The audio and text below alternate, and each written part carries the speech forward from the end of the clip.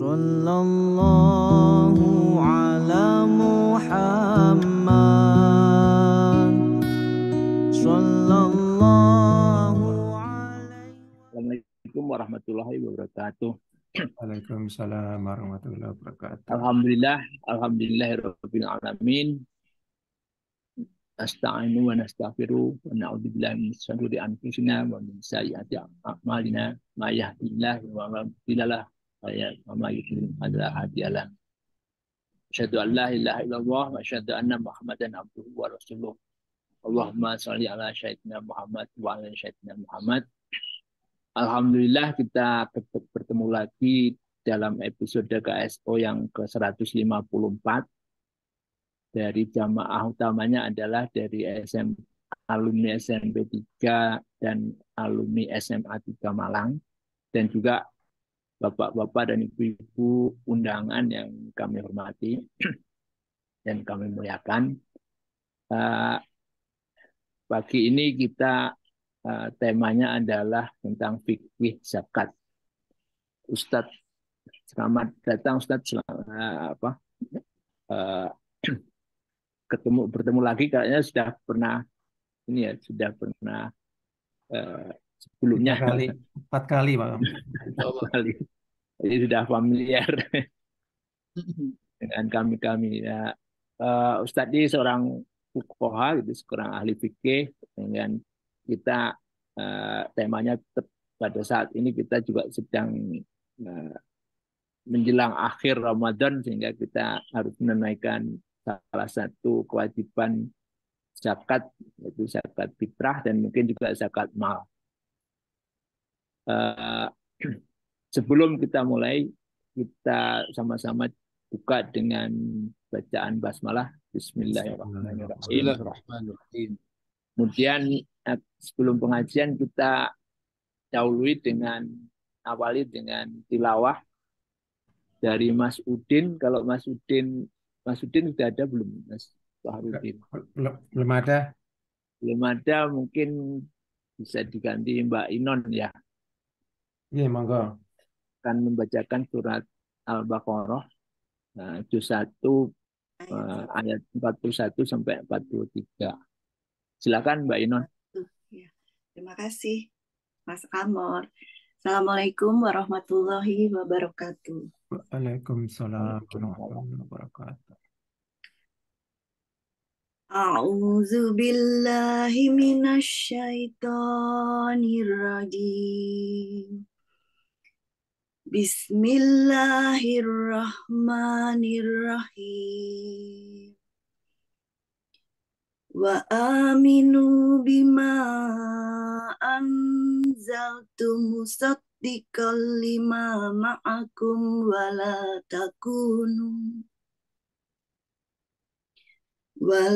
takunu awwala kafirin bihi wa la tashtaru bi ayati samanan qalila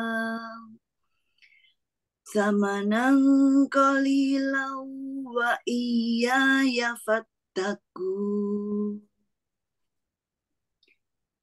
Wala talbisul haqqa bil batili wa taktumul haqqa wa antum ta'lamun.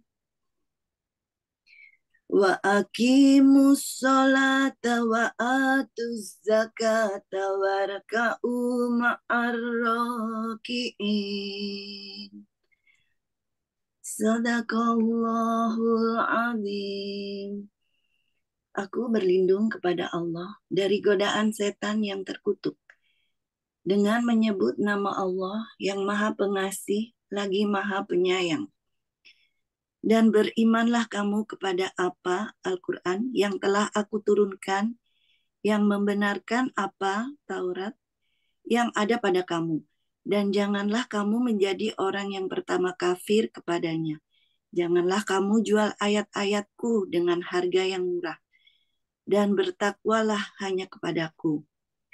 Dan janganlah kamu campur adukan kebenaran dengan kebatilan, Dan janganlah kamu sembunyikan kebenaran, sedangkan kamu mengetahuinya. Dan dirikanlah sholat, tunaikanlah zakat, dan rukuklah beserta orang yang meruku. Maha benar Allah dengan segala firman-Nya. Assalamualaikum warahmatullahi wabarakatuh. Waalaikumsalam warahmatullahi Waalaikumsalam wabarakatuh. warahmatullahi wabarakatuh. Alhamdulillah, terima kasih Mbak Inon. Mudah-mudahan firman Allah ini menjadi peringatan bagi kita semua dan juga kita bisa mengamalkannya. Amin. Mungkin untuk sambil menunggu ini ya, sambil menunggu yang belum masuk karena biasanya cukup banyak, mungkin menjelang akhir-akhir Ramadan, jadi mungkin bagian di perjalanan gitu. Kita mulai aja Pak Indri ya. Iya, monggo. Monggo Pak Ustadz, kami persilahkan. Ya, Bapak Ibu, dirahmatullah subhanahu wa ta'ala, kita mulai.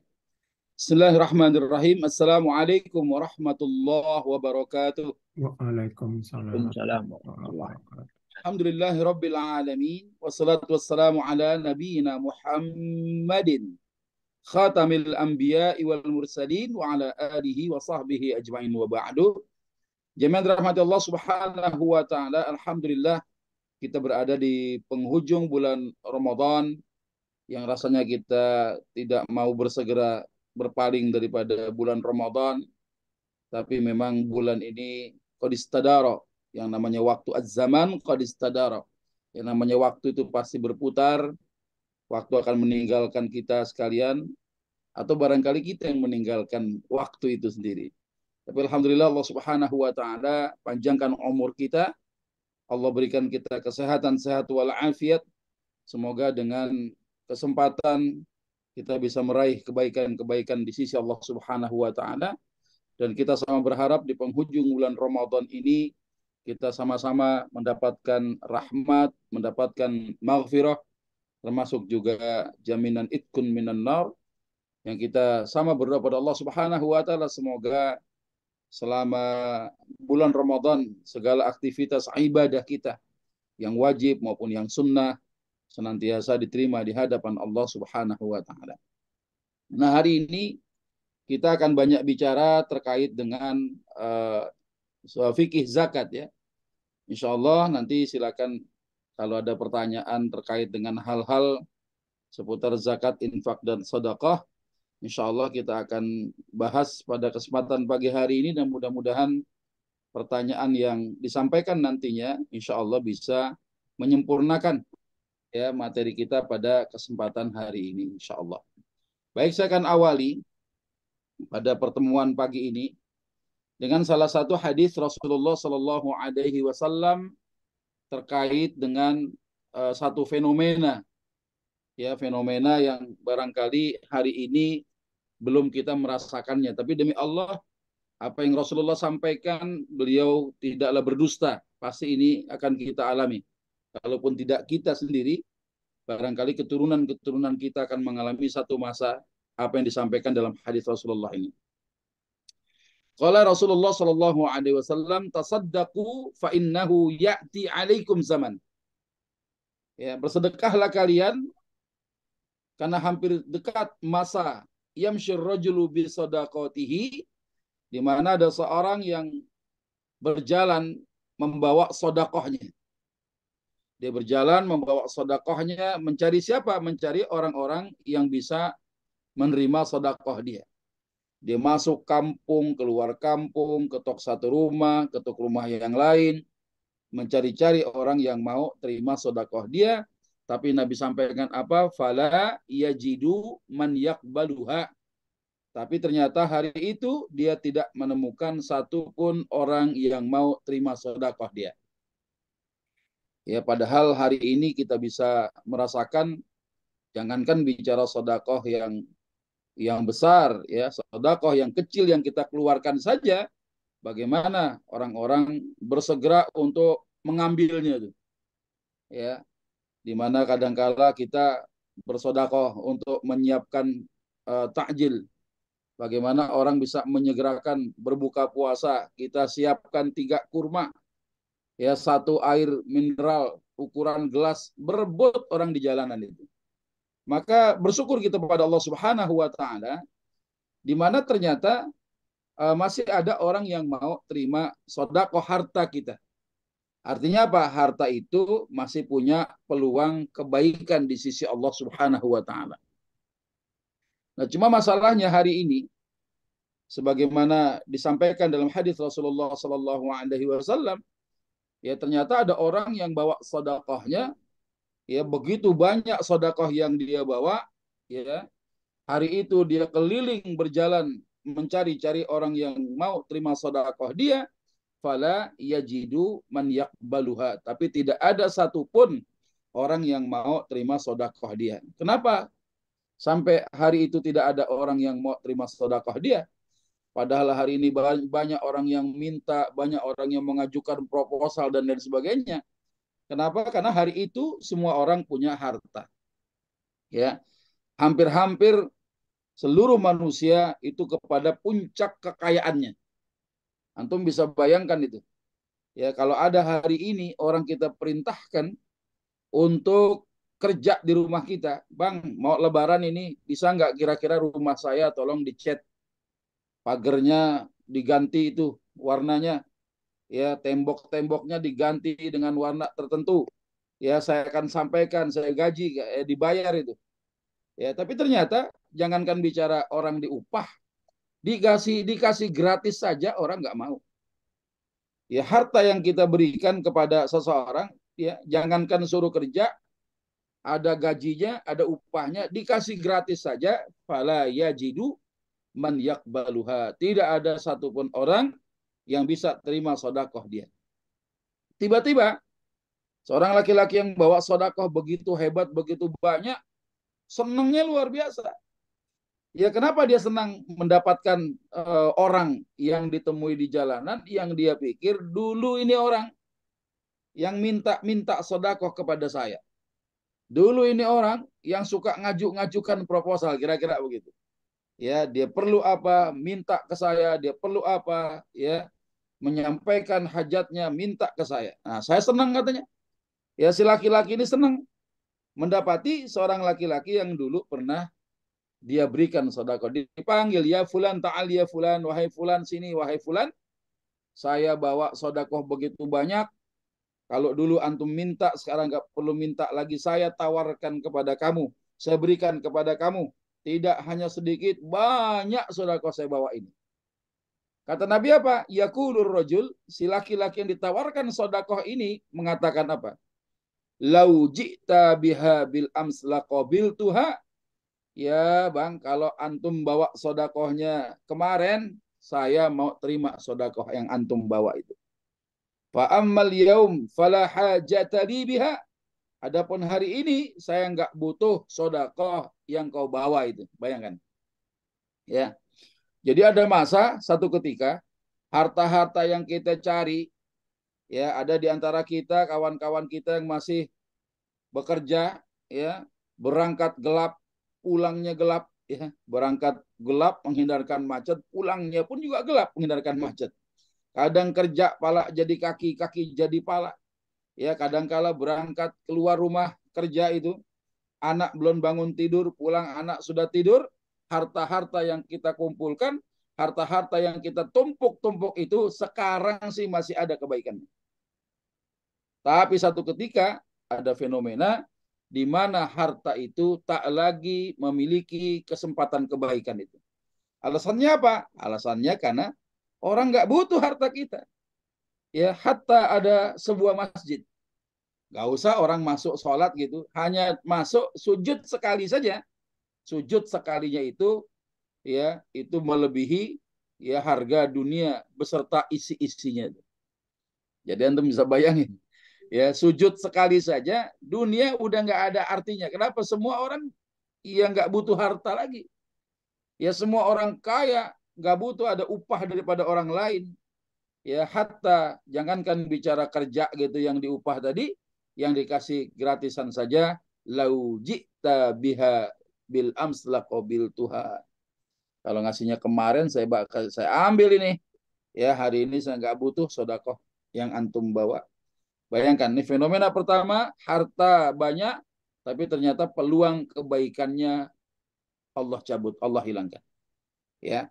Kemudian fenomena yang berikutnya dalam Al-Quran disebut bagaimana Allah Subhanahu wa taala perintahkan kita wa anfiqu mimma razaqnakum min qabli an ya'ti ahadakumul maut, dan infakkanlah sebagian daripada apa yang telah kami berikan kepadamu sebelum apa? Min qabli an ya'ti ahadakumul maut, sebelum kematian datang kepada salah seorang di antara kalian.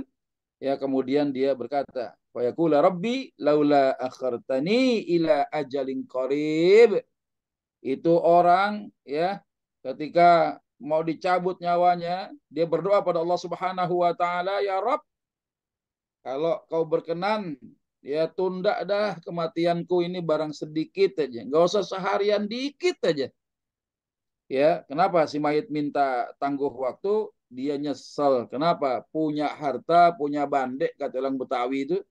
Bandeknya banyak, hartanya bejibun, tanahnya segambreng gitu. Ya, tapi ternyata hartanya nggak sempat disedekahkan, keburu meninggal dunia. Nyesel, minta, ya Allah hidupkan sebentar aja. Fasaddaqa wa akum minas salihin. Saya mau sedekah, saya mau jadi orang baik aja ya Allah. Ya, bayangkan tuh. Jadi kalau ada fenomena pertama tadi, hartanya ada, ya peluang kebaikannya hilang. Ya.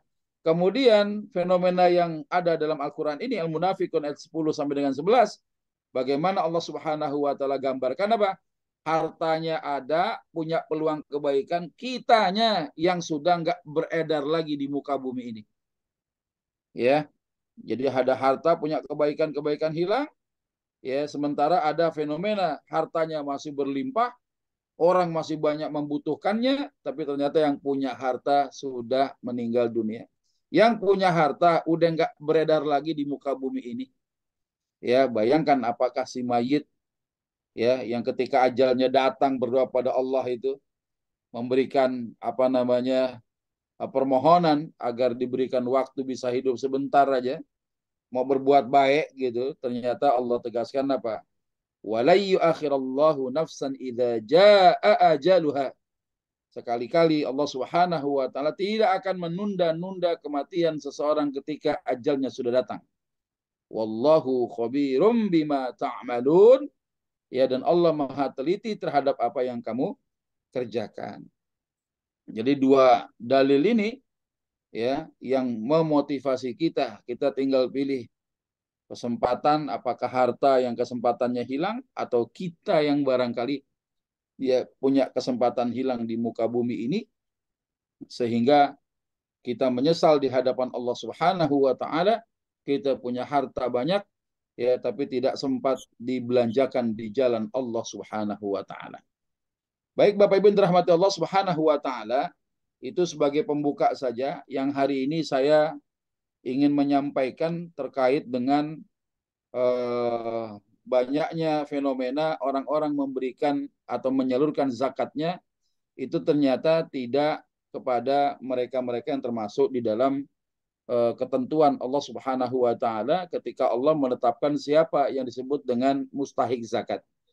Tapi insya Allah pembahasan ini sebagai pembuka saja. Nanti kalau ada pertanyaan yang menyangkut masalah fikih zakat, insya Allah nanti bisa antum tanyakan ya. Nah, di mana yang namanya zakat ini ya dalam Islam ibadah maliyah, ibadah yang dimana seorang mengeluarkan harta finansial, ya itu ada syarat dan ketentuan. Tidak selamanya orang yang punya harta disebut muzaki, ya tidak selamanya harta yang dimiliki oleh seseorang itu wajib dizakati. Sehingga siapa muzaki, ya kemudian bagaimana hartanya harus terpenuhi beberapa syarat, ya di mana syarat ini ketika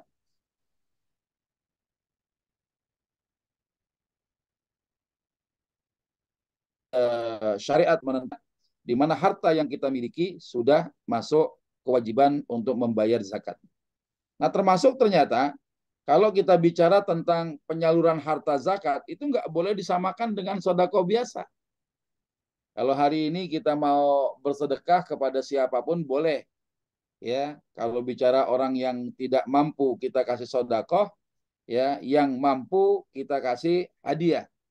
Ya, sodakoh dengan hadiah ini punya kandungan pahala yang hampir sama. Ya, nah sementara yang namanya zakat ini nggak boleh disamakan sebagaimana penyaluran kepada ibadah maliyah yang lain. Ya termasuk kalau boleh nggak kira-kira orang punya harta zakat mal untuk nyumbang pembangunan masjid? Apakah masjid termasuk mustahik? Ya, saya boleh nggak punya zakat mal membangun jalanan karena jalanan di kompleks saya udah ancur-ancuran Ustadz. Ya kesian kalau ada orang lewat seringkali jatuh, terpleset. Boleh nggak kira-kira uang zakat saya kemudian konversi dengan material untuk bisa membangun jalanan di kompleks saya. Ya, apakah jalanan juga termasuk mustahik? Ya, nanti kita lihat bagaimana para ulama mendefinisikan siapa saja para mustahik zakat ini. Baik ya, harta zakat nggak boleh diberikan ke sembarang orang. Jadi yang namanya mustahik itu orang, bukan badan, bukan jalanan, bukan bangunan, bukan jembatan. Ya, kenapa? Karena ternyata para mustahik zakat ini telah Allah Subhanahu wa taala tentukan di dalam Al-Qur'an. Bagaimana Allah Subhanahu wa taala sampaikan di dalam Al-Qur'an, "Innamas shadaqatu lil fuqara wal masakin wal 'amilina 'alaiha wal mu'allafati qulubuhum wa fir riqab wal gharimin wa fi sabilillah wa banis sabil." Ya, kata as-sadaqat ini makna syar'i di dalam ayat ini adalah menunjuk kewajiban zakat. Jadi ada sedekah sunnah, ada sedekah wajib. Ya, sedekah wajib ini menyangkut masalah az-zakah. Jadi makna as-sadaqat ini isim jamak ya. Sesungguhnya zakat-zakat itu. Jadi menunjukkan bahwa yang namanya membayar zakat tidak hanya menyangkut zakatul fitr saja. Apalagi cuma zakat mal saja. Ternyata banyak jenis-jenis zakat yang kita harus ketahui bagaimana Islam mengaturnya itu. Sesungguhnya zakat-zakat itu hanyalah untuk siapa? Lil fuqara. Untuk orang-orang fakir. Wal masakin, orang-orang miskin. Wal amilina 'alaiha, pengurus-pengurus zakat.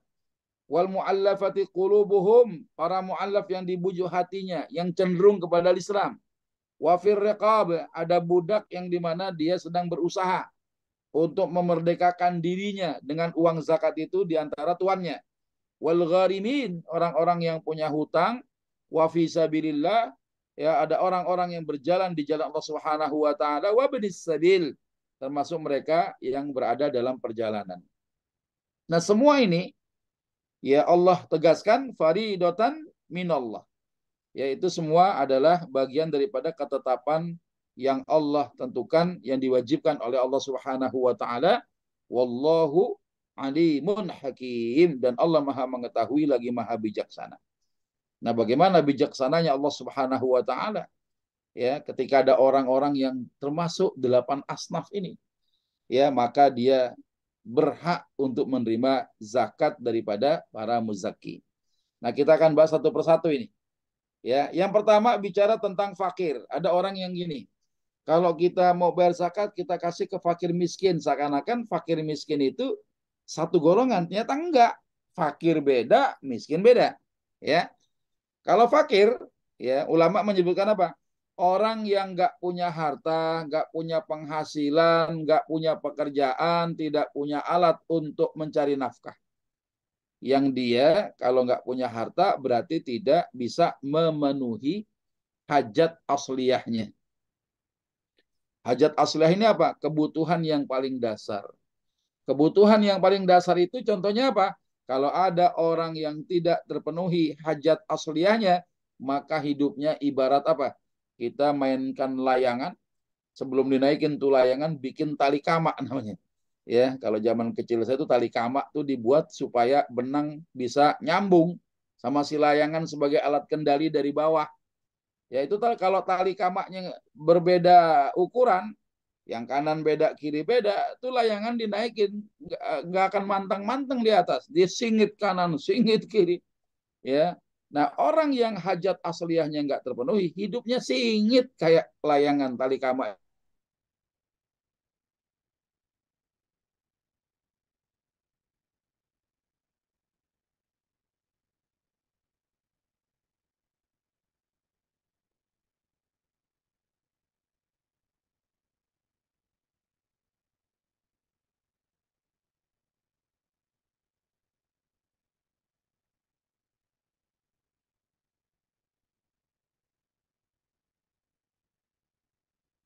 Disebut dengan namanya miskin.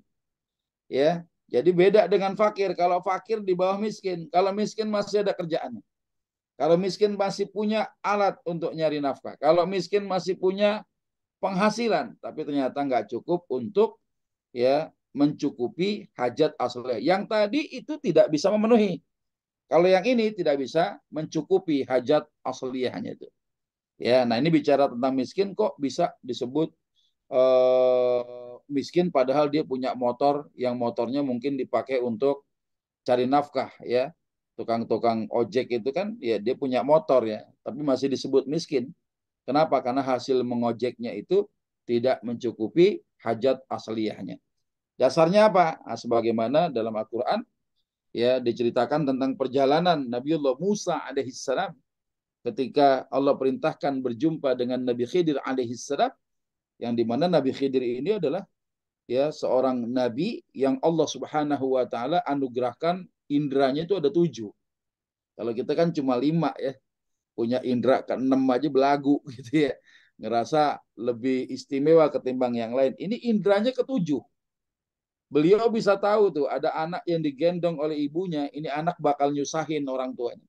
Ini anak punya potensi kafir nanti kalau sudah besar, maka beliau pernah membunuh ya seorang bayi yang digendong oleh ibunya yang membuat Nabi Musa terkaget-kaget gitu. Kalau bahasa kita nih, ya Khidir, ya bisa-bisanya kau bunuh anak yang gak berdosa ini, ya. Nabi Musa nggak tahu, Nabi Khidir tahu. Kenapa? Karena ada sifat-sifat yang ada pada diri si bayi ini yang nanti kalau sudah besar ya bakal nyusahin orang tuanya, bakal jadi orang yang tidak beriman pada Allah Subhanahu wa taala, makanya dibunuh. Ya, dengan harapan beliau berdoa pada Allah Subhanahu wa taala agar orang tua yang soleh dan soleha ini yang mendapatkan anak-anak yang menurunkan kesolehan dan kebaktian orang tuanya di hadapan Allah Subhanahu wa taala. Nah, termasuk juga Nabi Khidir pernah merusak membuat kapal bagus ya, perahu bagus jadi kayaknya jelek gitu. Ya, Nabi Musa lagi-lagi bertanya, kok sampai kenapa itu perahu kok dibuat rusak gitu ya. Ternyata beliau sampaikan apa? Ya, ammas safinah fakanat limasakin ya'maluna fil bahr. Ya, adapun perahu itu adalah kepunyaan orang-orang miskin yang kerja di laut. Nah, jadi kenapa ke orang miskin punya bahtera? Kenapa orang miskin punya perahu? Ya itulah ya perbedaan antara fakir dengan miskin. Miskin ini kadang punya pekerjaan, ya, punya penghasilan, kadang dia punya alat untuk cari nafkah, tapi hasilnya nggak mencukupi hajat asliyahnya, namanya miskin. Ya. Nah, kemudian Rasulullah sampaikan 14 abad yang lalu tentang fenomena di mana yang disebut dengan orang miskin, kata Nabi apa? Ya, laisal miskin bihadza at-tawafil ladzi yatufu 'alan nas. Ya. Orang miskin itu kata Nabi itu bukanlah orang yang berkeliling ya ketemu sama orang dan minta-minta pada orang lain. Agar apa? Ya, fatarudduhu al-luqmah wal luqmatan wat tamrah wat tamrotan. Ya, yang dia minta sesuap 2 suap, sebutir 2 butir kurma. Sahabatnya keheranan nih. Kenapa? Karena fenomena orang miskin itu biasanya minta-minta memang, tapi Nabi sampaikan bukan orang miskin tuh.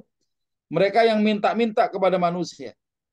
Ya, nah ini Nabi sampaikan bahwa dalam riwayat yang lain, kalau ada orang berprofesi sebagai pengemis, maka profesi ngemisnya haram hukumnya, nggak boleh. Ya, nah hari ini fenomenanya bisa kita rasain. Ya, di kota jadi pengemis, di kampung jadi sultan. Ya, rumahnya besar ya, punya mogeknya 2 gitu kan. ada sawahnya sekian petak. Dari mana? Hasil ngemis. Bahkan dinas sosial merazia ya mereka-mereka yang berprofesi sebagai pengemis, terbukti apa?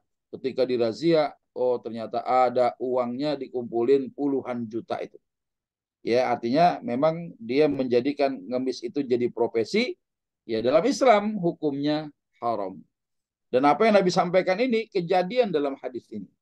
Bukan orang miskin tuh yang dia tuh selalu minta-minta ke sana kemari kepada orang lain, minta sesuap, dua suap, sebutir, dua butir kurma.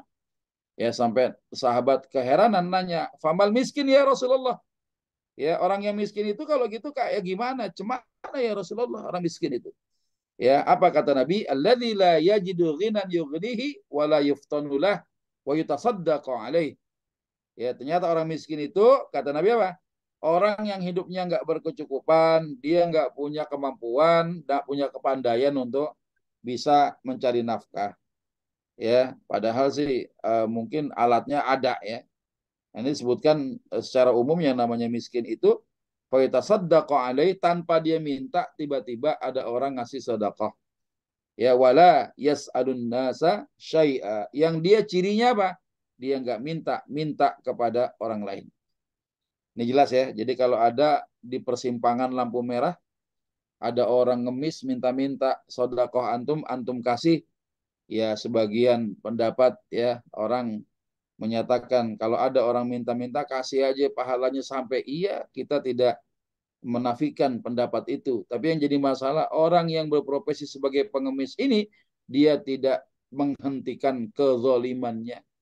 Ya, dia menipu dirinya di hadapan Allah, dia menipu orang lain ya. Dan bahkan ngemis itu Rasulullah mengharamkan kalau sampai kemudian mengemis jadi profesi. Nah, Islam ini mengecam mereka-mereka yang kerjanya itu ya pemalas, ini kan termasuk pemalas. Menengadahkan tangan, nanti menghadap Allah Subhanahu wa taala, dia nggak punya malu, sehingga Nabi mengkiaskan, mengumpamakan nanti yang suka minta-minta kepada manusia, dia para pengemis yang menjadikan profesinya sebagai peminta-minta, sebagai pengemis, menghadap Allah Subhanahu wa taala ya tanpa daging di wajahnya itu. Ya, jadi menghadap Allah nggak ada dagingnya itu. Wallahu a'lam itu seperti apa. Ya, ini orang kenapa? Karena di dunia nggak malu sama Allah. Ya, sampai dia meminta-minta kepada manusia. Ya, nah ini miskin namanya. Nah, kemudian yang berikutnya apa? Yang namanya amil. Amil ini kalau sekarang yang kita hadapi misalnya di masjid-masjid ada panitia zakat, ya, pengumpul zakat, itu bukan amil sesungguhnya. Ya, yang namanya amil itu kerja sepanjang tahun, diangkat oleh pemerintah, punya otoritas penuh mengaudit harta-harta orang kaya, datengin orang kaya itu, mengaudit hartanya supaya nanti ketahuan dia ada bayar zakatnya harta yang mana, berapa bayarnya, haulnya kapan, cara bayarnya bagaimana. Nanti kalau ada orang kaya mangkir nggak bayar zakat, maka amil ngadu kepada pemerintah, nanti pemerintah menurunkan pasukan-pasukan khusus untuk menyita harta-harta orang kaya yang nggak mau bayar zakat. Ya, nah hari ini amil ini nggak kayak gitu. Amilnya dadakan, mirip tahu bulat digoreng mendadak katanya. Ya, kan ada tukang tahu bulat itu kalau pakai mobil apa namanya pick up gitu ya, didesain sedemikian rupa ya, tahu bulat digoreng mendadak, kayak begitu tuh. Ya, panitia zakat mendadak dibentuk. Ya, yang begini ini nggak berhak atas penerimaan harta 1/8 dari zakat. Artinya si amil itu tidak diberikan haknya 1/8. Ya, kalau amil yang saya sebutkan tadi, ya, dibentuknya dadakan masuk Ramadan 10 hari mau Syawal, dia kerja gitu kan. Ya, ibarat orang yang outsourcing gitu kira-kira. Ya, nah dia hanya mendapatkan gaji saja, honor saja. Ya, tidak tidak dipisahkan haknya sebanyak 1/8. Kenapa 1/8? Karena memang golongannya ada 8. Ya, nah jadi hari ini kita saksikan bahwa amil itu berbeda dengan amil di masa Rasulullah SAW, di masa para khalifah. Ya, jadi amil itu sekarang tuh ibarat pemungut pajak ya. Ya, dia punya otoritas. Harusnya amil-amil ya Basnas, basis yang di provinsi, basis di wilayah kota, itu harusnya apa? Orang-orang yang diangkat sebagai ASN, aparatur sipil negara, ngurusin apa? Bab zakat. Ya, ini punya otoritas nih. Ya, cuma sayang kan kita nggak bisa ketemu begitu. Ada orang kaya yang mangkir bayar zakat, ya, maka kondisinya apa? Dia kemudian nggak bayar gitu ya, nggak bayar zakat, ya nggak bisa ngapa-ngapain. Pemerintah tidak mungkin bisa menyita ya harta si orang kaya ini, ya gitu ya. Nah kemudian yang disebut dengan mu'allaf ini ternyata ulama tidak membatasi kepada orang yang baru masuk Islam saja, ya. Jadi kepada mereka juga yang cenderung hatinya terhadap Islam, dibujuk hatinya boleh menerima zakat, ya. Sebagaimana Rasulullah ketika awal-awal berdakwah, beliau itu suka membagi-bagikan harta. Sehingga beliau terkenal sebagai seorang laki-laki di kota Makkah yang dermawan, yang suka bagi-bagikan harta. Supaya apa? Menunjukkan bahwa Islam ini memberikan perhatian kepada mereka yang belum cenderung hatinya kepada Islam itu. Nah, ada sebagian ulama yang menyatakan apa? Mu'allaf, ya, sekalipun hari ini ada orang-orang yang baru masuk Islam, itu ada sebagian ulama yang menyatakan dia tidak berhak atas zakat lagi. Alasannya apa? Islam ini sudah jaya, sudah berkembang hebat, ya, sehingga nggak butuh mereka. Kalaupun mereka mau masuk Islam, ya kadangkala kita senang karena kenapa? Nambah saudara kita. Iya. Tapi hari ini fenomenanya banyak dijadikan modus. Ya, rumahnya di Tangerang, masuk Islamnya di daerah Kuningan, Setiabudi, Jakarta Selatan. Ya, kenapa kok sampai masuk Islamnya di daerah Setiabudi? Apakah di Tangerang nggak ada masjid? Itu satu. Kadang-kadang mereka minta permohonan agar digelar prosesi keislamannya. Ya, baca 2 kalimat syahadah. Cuma mintanya hari Jumat. Alasannya apa? Kan Jumat rame Ustadz. Ya, biar saya minta didoakan. Ya, padahal di antara ucapan itu kadang-kala jadi modus keuntungan dunia. Ya, karena orangnya banyak menyaksikan dia masuk Islam, ya, kemudian bisa saja dia menerima santunan daripada kita. Ini kadang-kala jadi modus, dan itu bukan isapan jempol doang. Kami ini bersama teman-teman ustadz yang lain mengalami dengan cerita yang hampir sama. Kadang-kala ada orang yang berkali-kali masuk Islam di tiap masjid. Ya, dia masuk ngaku mu'alaf, ya, di sana lagi ngakunya mu'alaf, masuk Islam lagi, berkali-kali dia masuk Islam. Ya, supaya bisa mendapatkan santunan dari kita. Nah, ini sebagian ulama ada menyatakan Islam ini sudah jaya, jadi mereka dianggap, ya silakan kalau mereka mau beriman, beriman saja pada Allah Subhanahu wa taala. Ya. Tapi walaupun hari ini ada sebagian ulama yang menyatakan dia tidak termasuk mustahik, cuma kadang-kala kita mendapatkan cerita yang gak enak. Ya, seorang yang berpindah agamanya dari kafir menuju keislaman, ya kadang-kala perjuangannya berat, ngadepin orang tua, intimidasi dan lain sebagainya, maka mereka perlu sokongan. Tapi sokongan ini ya yang barangkali tidak pernah juga di apa namanya diharap-harap, ya, di masa sahabat, ketika banyak sahabat yang memeluk agama Islam secara sembunyi-sembunyi bahkan terang-terangan. Ya, nggak ada datang saya ngaku mu'alaf minta santunan dong ya Rasulullah, nggak pernah kejadian. Ya, nah ini wallahu alam nih hari ini seperti apa. Nah berikutnya yang kelima, wafir riqab, untuk memerdekakan budak. Ya, jadi kalau ada yang namanya budak ini dia kan membebaskan dirinya dari tuannya. Tapi kalau ada yang nebus, iya, dia pindah majikan. Ya, tapi ada budak-budak yang bisa memerdekakan dirinya dengan membayar sejumlah uang kepada majikannya tuh. Ya, maka dengan harta zakat itulah, ya, orang-orang yang disebut budak ini dia bisa menebus dirinya dengan majikannya itu. Tapi hari ini kita tidak perpanjang untuk masalah perbudakan, ya, karena kondisi konteks hari ini, ya, budak tuh ya nggak ada gitu ya. Hari ini nggak ketahuan yang namanya budak itu apa. Kenapa? Karena budak di masa lalu itu adalah mereka yang, mohon maaf, kedudukannya setengah manusia, setengah binatang diperlakukan.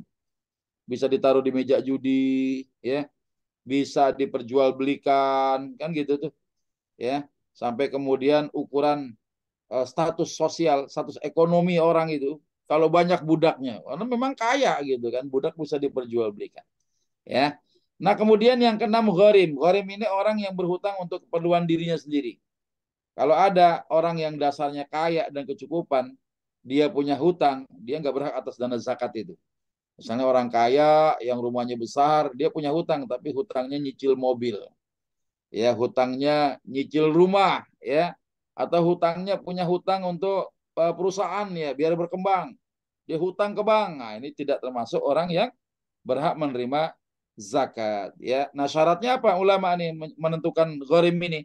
Pertama, dia muslim sebagai syarat mutlak di antara 8 asnaf itu di muslim. Ya, tidak boleh orang kafir itu mendapatkan zakat. Ya, kalau sedekah biasa boleh. Tapi kalau zakat itu khusus untuk orang muslim, kaum muslimin. Yang berikutnya bukan termasuk keluarga Rasulullah Shallallahu Alaihi Wasallam. Ya, di mana Rasulullah beserta keluarganya, keturunan beliau ila yaumil qiyamah diharamkan memakan harta dari zakat, Pak. Ya, jadi kalaupun ada Habib gitu yang kebetulan beliau termasuk kehidupan ekonominya susah, punya hutang, nggak boleh dibantu dengan dana zakat, tapi dana yang lain boleh. Kenapa? Karena diharamkan oleh Allah Subhanahu Wa Taala, Rasulullah beserta keluarganya haram memakan harta dari sumber zakat. Siapa yang mengatakan itu? Nabi sendiri yang menyampaikan dalam hadis itu. Inna sadaqah la tanbaghi li ali Muhammadin innama hiya awsakhun nas. Sesungguhnya sadaqah, makna as-sadaqah itu kata ulama-ulama hadis, ini maknanya zakat. Ya. Sesungguhnya zakat itu la tanbaghi li ali Muhammadin, enggak pantas untuk keluarga Muhammad sallallahu alaihi wasallam. Innama hiya awsakhun nas, karena dia termasuk kotoran harta manusia. Kalau dibicara kotoran ya tidak selayaknya Rasulullah dengan para keluarganya yang mendapatkan makanan yang itu maknanya kotoran harta manusia. Nah, kemudian dalam hadis yang lain, inna la tahillu lana as-sadaqah. Tidak halal bagi kami keluarga Nabi SAW adalah memakan harta zakat. Ya, nggak dihalalkan, haram hukumnya, nggak boleh. Ya, jadi ini syarat kedua. Yang ketiga, orang yang berhutang memenuhi kebutuhan dasarnya, bukan hutang yang lain-lain. Ya, orang menafkahi keluarganya butuh makanan, makanan beli butuh duit, duit kagak punya. Dia berhutang sama warung sembako sebelah rumahnya tuh, ya. Kalau dia kemudian terlilit hutang karena kebutuhan dasar, gharim inilah yang berhak menerima zakat. Ya. Nah, kemudian bukan termasuk hutangnya dalam rangka maksiat, ya. Bukan hutang yang gara-gara kalah main judi misalnya. Ya, bukan orang-orang yang kalau dia berhutang, dia terlilit dengan hutang-hutang yang menyangkut masalah menjudi misalnya. Ada orang-orang yang rumahnya hilang, disita. Ya, ada orang-orang yang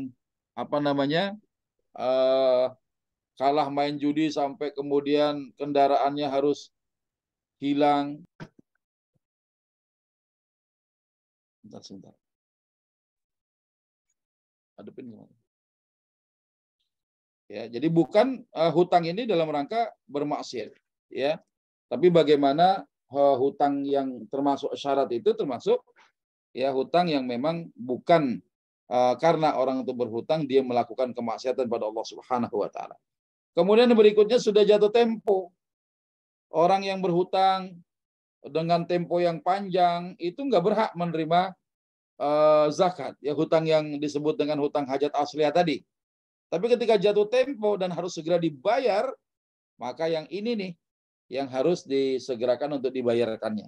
Tapi kalau temponya panjang, dia punya kesempatan untuk kerja, bisa cari harta untuk bayarkan hutang dia. Ya, kemudian nggak mampu mencicil, bayarnya aja nggak sanggup, nyicil aja susah.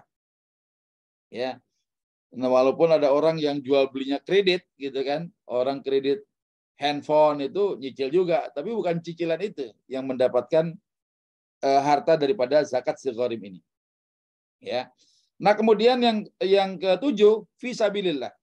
Ulama menyebutkan fisabilillah ini tentara-tentaranya Allah Subhanahu wa taala. Ya, tentara-tentara Allah Subhanahu wa taala, sekalipun dia di tempatnya kaya, ketika maju ke medan perang itu termasuk ya para mustahik. Walaupun nanti ulama memperluas makna fisabilillah. Ada sebagian menyatakan bahwa fisabilillah itu adalah zakat itu diberikan secara langsung kepada mujahidin yang statusnya relawan jihad. Ya, yang kedua lagi ada menyatakan bahwa harta zakat boleh untuk kemaslahatan perang secara umum. Boleh beli alutsista, ya tank tempurnya, ya jet-jetnya, ya senjata-senjatanya. Boleh. Ini kata ulama Al-Malikiyah, termasuk diaminkan juga oleh ulama Asy-Syafi'iyah. Ya, boleh diberikan untuk membeli senjata peperangan ini, untuk membela agama Allah. Tapi kalau perang selesai, hartanya zakatnya senjata tadi dikembalikan kepada Baitul Mal, jadi wakaf milik kaum muslimin. Ada satu pendapat yang berbeda, pendapat ulama Al-Hanabilah, termasuk Al-Imam Ahmad bin Hanbal, yang ternyata nggak setuju dengan memperluas makna fisabilillah. Kalau diberikan itu untuk kepada senjata, untuk membeli alutsista, ya, mendanai peperangan dengan membeli alat-alat perang, ini tidak masuk kepada makna fisabilillah yang menyangkut masalah orang. Jadi beliau lebih cenderung fisabilillah ini orang, gitu ya, bukan bangunan, bukan alat tempur, bukan jembatan, ya, bukan jalan. Ya, nah sekarang pertanyaannya, boleh nggak kira-kira ada masjid, ya, dibangun itu masjid yang dikategorikan fisabilillah? Ya, apakah dia termasuk yang berhak menerima zakatul mal, zakat misalnya?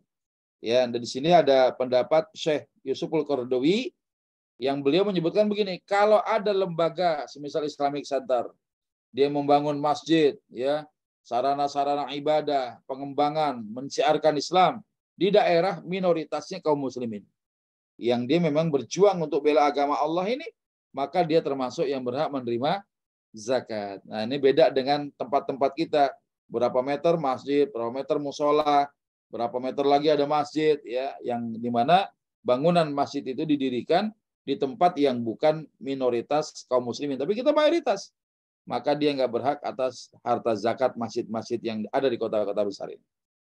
Nah, kemudian yang terakhir musafir. Musafir ini orang melakukan perjalanan yang syarat perjalanannya ya termasuk perjalanan yang sifatnya mubah, ya, bukan perjalanan dalam rangka maksiat, ya, walaupun dia di kampungnya orang kaya, ketika safar susah dia, maka dia berhak mendapatkan zakat. Apa contohnya? Safar yang sifatnya wajib seperti orang berhaji. Ya, haji-haji kita nih kan, ya, hartanya ada. Kalau nggak punya harta nggak mungkin berangkat syarat kemampuan dia. Ya, di kampungnya dia kaya, tapi kalau lagi berhaji dia nggak bawa harta banyak, tiba-tiba kesusahan dalam perjalanannya, maka dia berhak menerima, ya, harta dari zakat kita. Ya, jadi ada 8 asnaf di mana para ulama sampaikan yang namanya zakat ini tidak boleh keluar daripada 8 asnaf itu. Nah, bagaimana kalau ada amil yang menyalurkannya salah, ya? Bukan orang yang termasuk asnaf ini, maka dia wajib mengkodoknya. Ya, si amil ini wajib gantiin harta zakat orang yang menitipkannya itu yang dia tidak memberikan kepada orang-orang yang direkomendasi oleh syariat. Wallahu a'lam bishawab, itu sebagai pembuka saja. Kalau ada pertanyaan dipersilakan, tafadhol.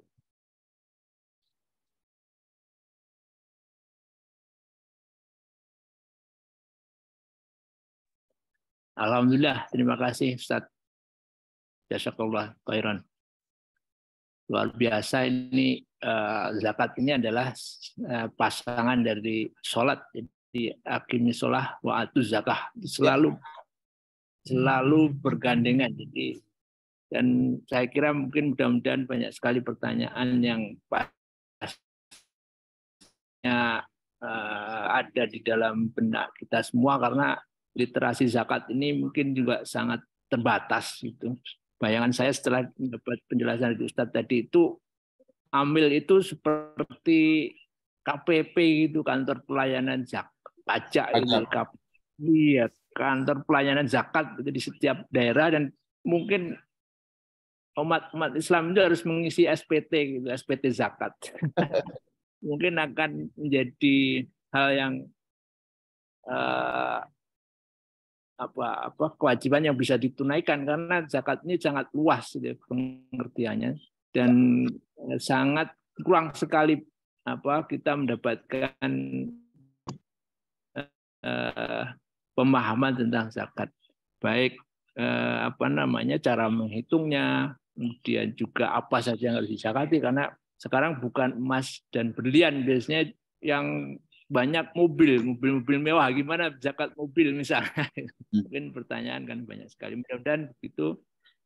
Silakan dari para jamaah KSO pagi ini, silakan bertanya langsung atau di chat belum ada, jadi mungkin silakan langsung saja.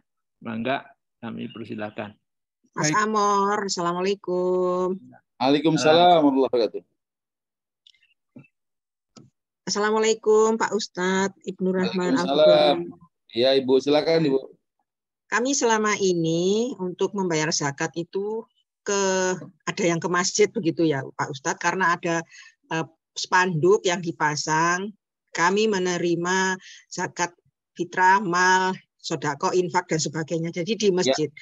Nah, kebetulan masjid itu juga sedang membangun gedung, membangun sekolah. Masjidnya juga punya sekolah begitu Pak Ustadz. Ya. Bagaimana kami selama ini ya karena ada spanduk seperti itu ya kami ikut aja, jadi yang lebih tahu kan pengurusnya gitu. Jadi kami salurkan ke sana gitu. Matur nuwun Pak Ustadz. Assalamualaikum warahmatullahi wabarakatuh. Waalaikumsalam warahmatullahi wabarakatuh. Jadi boleh saja misalnya masjid membentuk panitia penerima zakat, ya pengumpul zakat, yang dimana zakat itu dikumpulkan dari para muzaki yang kemudian panitianya menyalurkannya, ya. Cuma sebagai orang yang mendapatkan titipan amanah dari para muzaki, seharusnya anggaplah kita sebut sebagai amil, ya, sebagai amilin, gitu kan. Orang yang ngurusin masalah zakat, minimal dia memahami, misalnya zakat yang diterima harusnya kemana. Yang disebut dengan 8 asnaf itu siapa? Ya, kalau tadi disebutkan, kebetulan saya sampaikan zakat ini ke masjid karena mereka menerima panitia pengumpul zakat ini untuk bisa tidak hanya mengumpulkan tapi menyalurkannya. Cuma yang saya perlu sampaikan begini, apakah masjid di mana panitia bernaung di dalamnya, apakah kalau nanti terima zakat daripada para muzaki, bolehkah masjid itu menerima bagian daripada zakat? Kalau kita tadi melihat bagaimana ulama menetapkan definisi tentang 8 asnaf itu, maka hampir mayoritas ulama sampaikan bahwa 8 asnaf ini orang, bukan bangunan, bukan jalan, bukan jembatan, ya. Sekalipun membangun masjid itu kebaikan, cuma memang dia tidak pakai dana zakat, kecuali ada pendapat yang kontemporer tadi. Misalnya kalau ada masjid yang didirikan di tempat yang dimana Islam itu masih perlu berkembang, karena menjadi masyarakat nomor sekian, dia menjadi minoritas di daerah itu. Maka kalau Islam ini tidak dirawat, tidak dijaga, bagaimana orang-orang beribadah dengan nyaman, ya, dengan mudah. Kemudian juga Islam ini harus dikembangkan, orang harus disampaikan. Karena kan kita ini kan termasuk apa? Kuntum khaira ummah. Kalian ini, kata Allah dalam Al-Quran itu, adalah umat yang terbaik. Ukhrijat linnas. Yang muncul di tengah-tengah manusia, ya, ta'muruna bil ma'ruf wa tanhauna 'anil munkar wa tu'minuna billah. Tugas, ya, khairu ummah ini adalah ya dakwah, gitu kan, ya, mengajak kebaikan, mencegah kemungkaran, mengajak orang beriman. Maka kalau ada bangunan berupa masjid, Islamic Center dan lain sebagainya yang menjalankan misi khairu ummah ini, menjalankan amar ma'ruf nahi munkar di daerah minoritas yang perlu sokongan daripada kita kaum muslimin di luar daerah itu, maka itu termasuk yang direkomendasi oleh ulama kontemporer untuk bisa mendapatkan penyaluran pemanfaatan dipakai untuk bangunan masjid, Islamic Center dan lain sebagainya. Cuma kalau ibu tinggal di mana, posisinya bagaimana itu masjid, apakah ada sekolah dan lain sebagainya, kita boleh nggak sih dana zakat itu untuk masjid? Boleh, tapi bukan bangunannya, kepada orang yang bertugas di masjid. Contoh misalnya para marbut. Ya, kalau orang buta bilang merbot ya. Jadi itu biasanya bahasa Arab ya, marbutun. Marbutun itu adalah orang yang memang marbut, yang terikat dengan masjid. Dia nggak ada kerjaan lain kecuali berkhidmah kepada tamu-tamu Allah yang dia mendapatkan upah jasa atas pekerjaan sebagai marbut ya, sebagai orang yang terikat dengan masjid itu. Nah, ditanya si marbut ini yang suka bersih-bersih masjid, ya kamar mandinya jadi enak dipakai oleh jamaah, ya karpet buat sholat kalau sujud, jidat kita nggak penuh dengan recehan, pasir-pasirnya kagak ada gitu kan, karena dibersihkan tiap hari, tiap waktu. Tanya gajinya berapa? Kalau ternyata gajinya tidak mencukupi, dia termasuk miskin, maka dia berhak menerima zakat, bukan bangunannya tapi kepada orangnya. Imam-imam masjid ya, yang dengan sigapnya memimpin sholat berjamaah, kalau nggak ada pekerjaan lain kecuali mengimamkan, dan itu merupakan sarana untuk menghidupkan ruh masjid, ya, untuk beribadah, berzikir pada Allah Subhanahu wa taala, tanya berapa gaji imamnya, cukup apa enggak? Kalau nggak cukup, miskin dia, berhak menerima zakat. Nah, jadi nggak sembarangan. Boleh saja ibu sampaikan kepada panitia-panitia pengumpul zakat di masjid, mempercayakan penyalurannya, silakan. Tapi hati-hati nih, si panitia sendiri harus berhati-hati dalam penyalurannya, jangan sampai dia keluar daripada 8 asnaf ini. Ya, contoh misalnya, mohon maaf nih, janda itu termasuk mustahik bukan? Status janda orang itu. Ada yang tahu nggak? Kan kadang-kala santunan buat anak yatim, para janda gitu kan, ya, para lansia gitu. Janda itu termasuk mustahik bukan kira-kira? Ya, jadi yang dilihat itu bukan status kejandaannya, tapi si janda ini kebetulan suaminya meninggal, dia nggak punya tulang punggung nafkah lagi, penghasilan nggak ada, warisan dari suaminya hampir nihil. Ya, bahkan si janda ini dia belum menikah lagi, punya anak-anak yatim, hidupnya ya termasuk antara fakir dengan miskin. Dengan pengertian yang saya sampaikan tadi lewat apa yang disampaikan ulama, saya hanya menukil pendapat-pendapat ulama saja. Ya, nah kalau itu ya bukan jandanya yang kita santuni, tapi karena kemiskinannya, karena kefakirannya. Ya, jadi lansia termasuk orang yang lansia, bagaimana, perlu nggak zakat? Ya dilihat dia apakah termasuk 8 asnaf apa bukan. Kalau sedekah biasa mungkin boleh, tapi kalau zakat lihat dulu. Orang boleh saja dalam lanjut usia, tapi anak-anaknya orang-orang sukses. Ya, si lansia ini di rumah, iya emang nggak kerja, tapi anaknya suka ngasih nafkah. Ya, nafkahnya sekarang cukup nggak buat dia itu? Misalnya ada ibu, ada ayah yang sudah sepuh, dia mendapatkan nafkah daripada anak-anaknya, kan punya penghasilan, walaupun dikasih orang, dikasih anaknya. Ya, siapa lagi yang wajib dinafkahi sama si ayah yang sudah lansia ini? Oh, nggak ada, cuma diri dia doang. Berarti dia tidak masuk mustahik. Kenapa? Karena sudah mencukupi nafkah nafsiyah, ya, atas dirinya, walaupun dia nggak kerja, tapi punya penghasilan dari siapa? Anaknya. Ini kadang-kala panitia itu nganggap semua lansia dapat, semua janda di kampungnya dapat, gitu ya. Nah, ini hati-hati. Kalau itu harta didapat dari hasil di luar zakat, itu silakan. Tapi kalau menyangkut masalah zakat, nggak boleh sembarangan yang menerimanya. Kenapa? Karena ada aturannya.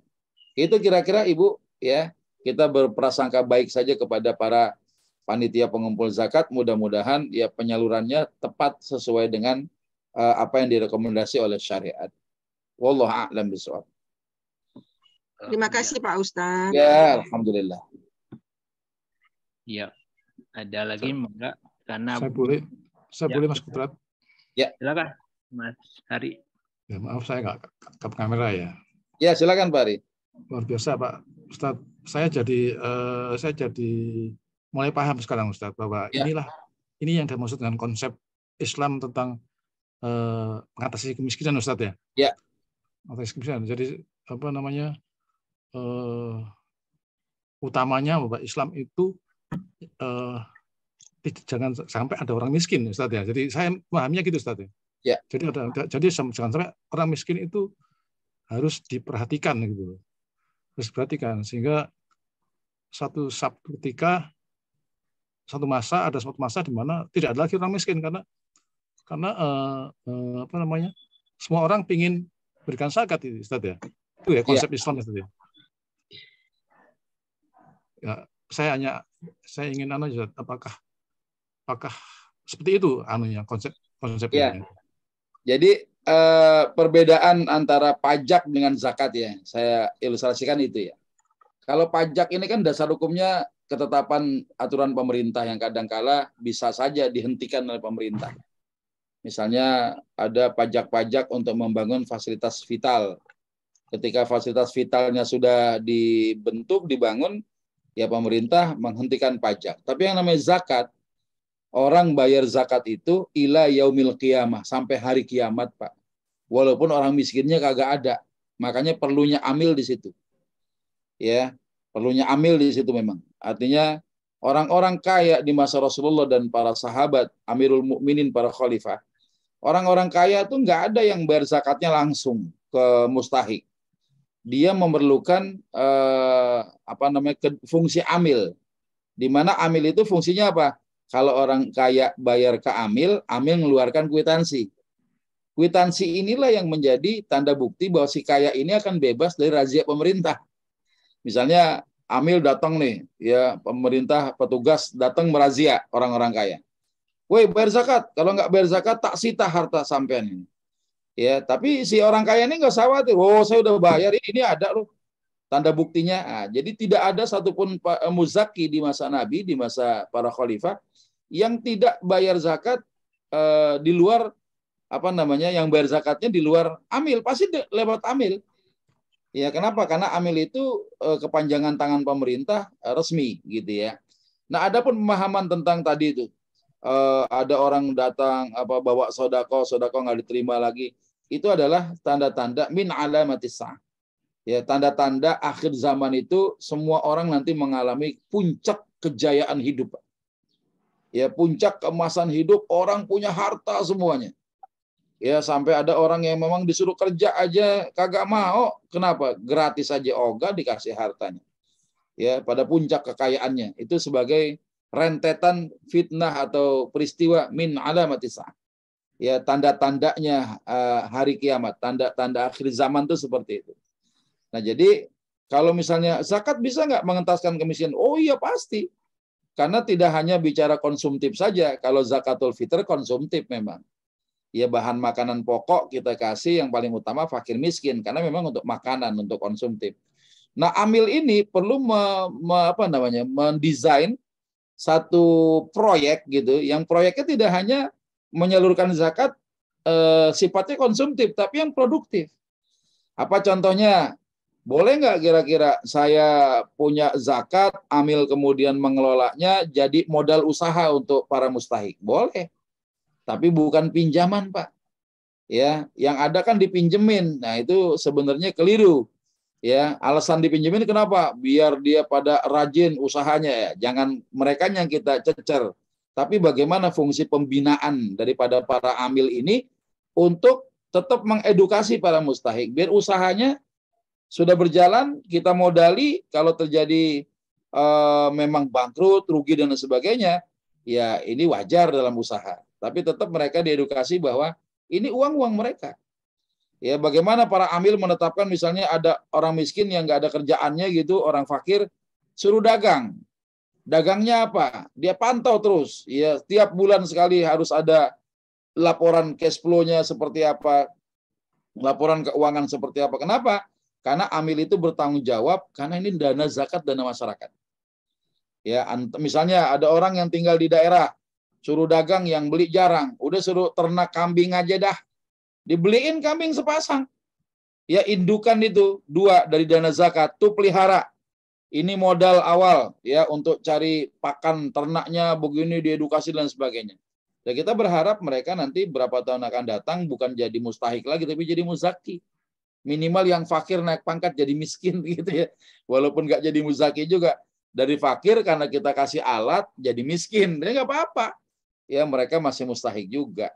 Nah, jadi amil ini perlu, Pak, ya. Dia harus mengentaskan kemiskinan para mustahiknya dengan mengelola zakat secara profesional tentunya. Ya, terpercaya, amanah, profesional. Ya, dia harus mampu membuat program-program smart ya, di mana orang-orang miskin, ya fakir miskin termasuk para mustahik akhirnya dia punya kedudukan ekonomi yang baik.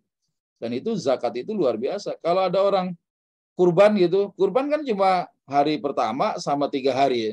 4 hari tidak mungkin bisa mengentaskan kemiskinan, Pak, bagi-bagi daging itu. Tapi kalau zakat, haulnya itu kan berbeda, Pak. Ada orang yang bayar zakat cuma di bulan Ramadan doang, padahal haul kita berbeda. Ya, tapi kadang-kadang ada orang yang pengennya bayar Ramadan aja dah. Haulnya misalnya baru bayar nanti bulan Syawal akhir. Tapi saya pengen bayar bulan Ramadan, boleh didahulukan. Ya, nah ini tidak lain adalah untuk apa? Mendapatkan keberkahan bulan Ramadan. Padahal bayar zakat itu macam-macam nih yang sekarang nih. Zakatul fitr biasa ya, ada zakat mal juga biasa, ada zakat investasi. Zakat misalnya rumah kontrakan. Antum punya rumah disewakan, ada hasilnya, masuk nisabnya, haulnya cukup, bayar zakat investasi. Ya, ada orang jualan, nggak main-main jualannya, rumah dijual. Jual beli rumah, memang dia tuh pengusaha properti. Ya, rumah misalnya 5, 1 unitnya 1 miliar, dijual 2 miliar. Nanti kalau tahun depan itu rumah belum laku juga, tetap bayar zakat perniagaannya. Karena zakat perdagangan itu yang dilihat modalnya, bukan untungnya. Beda dengan zakat investasi. Ya modalnya nggak dihitung, tapi hasilnya ada nggak gitu. Tapi kalau perdagangan, modalnya dihitung. 5 rumah berarti 5 miliar, 1 rumah 1 miliar. Keluarin zakatnya 2,5% dari 5 miliar itu. Sekalipun rumahnya tahun depan belum untung juga. Dan ini kan dahsyat ya. Masya Allah itu kalau ada orang yang bisa mengentaskan kemiskinan lewat zakat. Gitu kira-kira apa Hari? Ya memang hadis itu memang banyak riwayat, banyak syarah, banyak penjelasan. Tapi salah satunya adalah ada ulama yang nyatakan min alamatis sa'ah. Ya, salah satu tanda-tandanya hari kiamat itu orang miskin tiba-tiba jadi kaya. Punya kedudukan. Dia nggak butuh harta. Kita masing-masing punya. Mau ngasih aja orang kagak mau. Gitu kira-kira. Ya wallahu a'lam bishawab. Boleh sedikit lagi nambah lagi. Ya, gimana? Jadi kalau dibandingkan dengan pajak ya, kalau Ya. pajak di negara-negara kapitalis itu kan bisa sampai 50% Ustaz ya. Bisa 50%. Nah, zakat ini tadi ada zakat investasi, zakat macam-macam itu. Ya. Pada nantinya kan kalau negara Islam kan juga harus membangun infrastruktur ya. Ya. Jalan, rumah sakit, sekolahan-sekolahan Ya, itu kan juga betul. memerlukan dana besar, Ustaz. Ya. Nah, itu apakah juga dan menjadi zakat juga itu? Ya, itu ada namanya wakaf, Pak. Sodakoh sifatnya di non zakat. Jadi sodakoh non zakat. Jadi misalnya kita mau bangun rumah sakit gratis untuk kaum duafa, maka orang diajak berwakaf, tapi tidak dengan menggunakan dana zakat. Oh, gitu. Ya, jadi dia berwakaf, dia wakaf tempat ya, di mana di situ ada tempat, ada dokter dan sebagainya. Nah, dari wakaf itulah dia kemudian mengeluarkan manfaatnya. Jadi boleh saja tuh orang-orang yang bekerja di lahan wakaf itu, dia boleh menetapkan pembayaran tapi tidak sama dengan rumah sakit yang lain misalnya. Jadi rumah sakit khusus yang duafa tapi tidak mengenyampingkan masalah pelayanan. Pelayanan tetap. Bahkan rumah sakit mewah pun kalah sama dia ini misalnya gitu ya. Artinya boleh menetapkan biaya, tapi umat juga mensupport juga untuk mendanai, tapi tidak lewat dengan dana zakat. Ya kecuali gini, yang sakit cuma duafa doang. Orang yang datang sakit ditanya, situ duafa bukan? Oh saya orang kaya, oh nggak boleh masuk rumah sakit ini. Bisa saja dana zakat ke situ, Pak. Kenapa? Karena pemanfaatannya buat mustahik. Tapi rasanya kan susah ya. Orang sakit itu kan nggak kenal kaya miskin. Ya datang aja udah gitu kan.